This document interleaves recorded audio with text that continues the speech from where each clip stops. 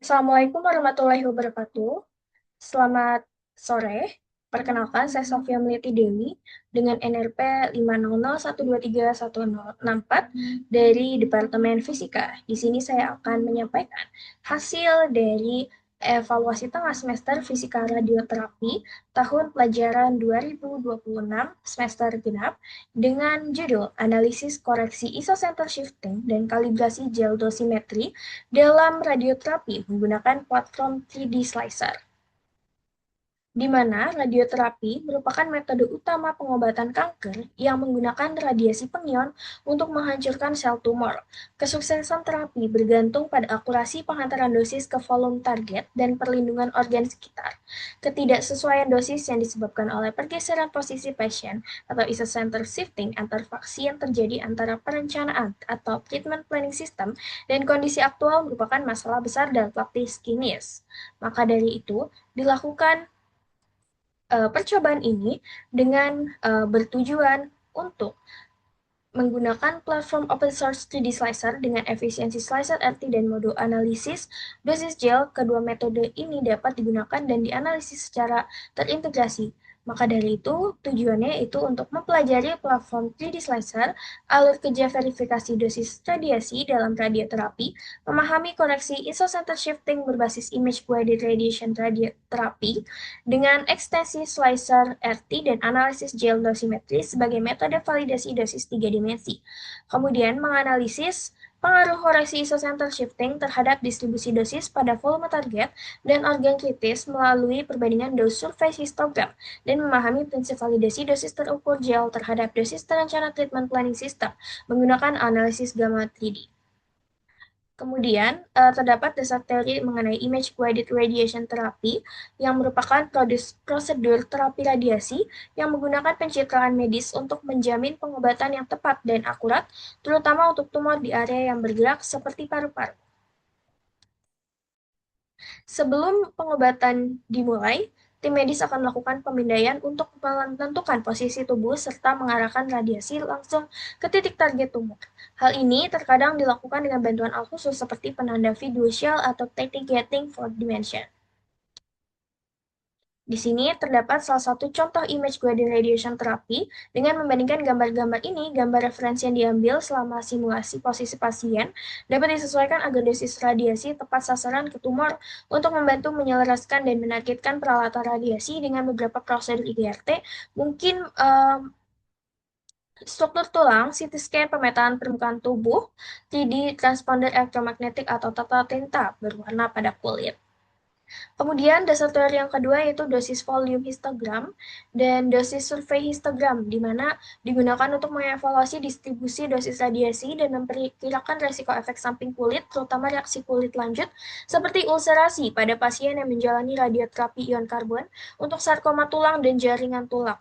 Nah, di sini terdapat contoh histogram dosis volume yang umum yang membandingkan dosis aktual dan dosis yang diprediksi untuk seorang pasien. Kemudian, dasar teori yang ketiga itu dosimeter gel, mengenai gel dosimetri yang merupakan salah satu alat yang paling berguna untuk mengevaluasi distribusi dosis radiasi 3 dimensi dengan resolusi spasial yang tinggi.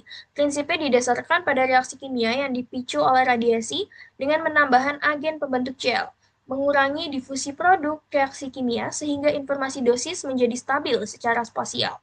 Dosimeter gel biasanya terdiri dari dua jenis utama, yaitu Freckle gel yang menggunakan ion ferro dalam larutan besi sulfat dan gel polimer yang menggunakan monomer seperti akrilamide yang tersebar dalam matriks gel. Kemudian langkah kerja pada metodologi terutama alat bahan dan skema alat di sini digunakan aplikasi 3D Slicer untuk penunjangnya dengan ekstensi yaitu slicer RT dan juga gel dosimetri.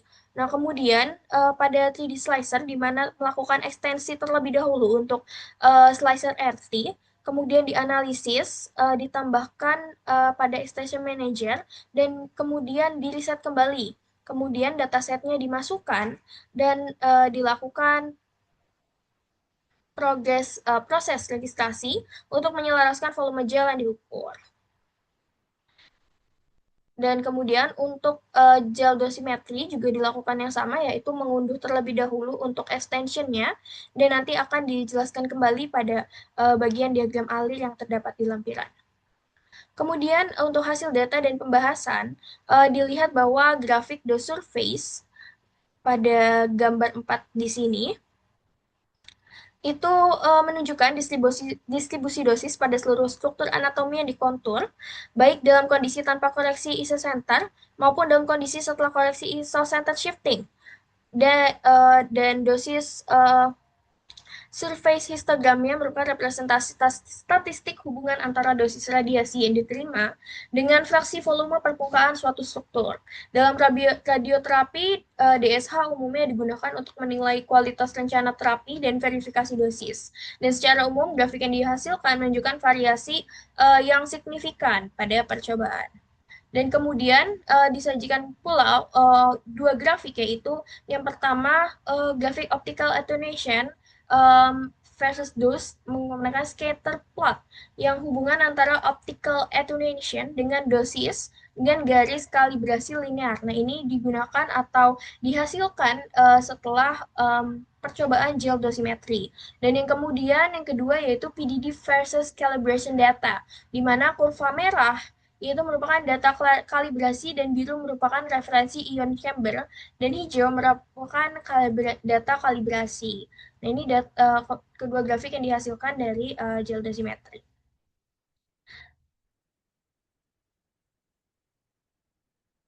Jadi, grafik kalibrasi tersebut menunjukkan hubungan antara nilai pengurangan gelombang dan dosis serap. Scatter plot yang berwarna biru dibandingkan dengan garis merah yang menunjukkan bahwa data pada rentang pengurangan 0,005 sampai 0,085 setara dengan dosis 0,1 sampai 3 gray. Nah, hal ini cukup selaras dengan literatur tentang gel dosimetri polimer, di mana respon dosis gel terbukti linear dan tidak bergantung pada energi. Dari hasil tersebut didapatkan 4 kesimpulan, yaitu yang pertama, dalam percobaan ini platform 3D Slicer telah digunakan secara efektif sebagai komponen utama dalam alur kerja verifikasi radioterapi. Penggunaan dapat dijalankan berbagai proses seperti pengolahan data DICOM, registrasi gambar, dan visualisasi distribusi dosis. Hal ini menunjukkan bahwa integrasi modul dalam 3D Slicer membantu alur verifikasi dosis radiasi yang akurat dan sistematis. Kemudian yang kedua, metode isocenter shifting berbasis EGRT yang dikelola melalui ekstensi slicer RT terbukti sangat penting untuk menyelaraskan posisi target radiasi. Analisis gel dosimetri adalah metode validasi dosis 3 dimensi yang dapat menangkap distribusi dosis secara volumetrik. Hal ini melengkapi keterbatasan pengurangan 1 atau 2 dimensi untuk memastikan posisi isocenter yang tepat. Yang ketiga, analisis dose surface histogram atau DSH menunjukkan bahwa selain mengurangi paparan pada organ beresiko, penerapan koreksi isocenter shifting menghasilkan peningkatan cakupan dosis pada volume target secara signifikan. Perbandingan DSA sebelum dan sesudah koreksi menunjukkan bahwa presisi posisi isocenter sangat menentukan homogenitas, dosis pada target, dan perlindungan jaringan sehat di sekitarnya.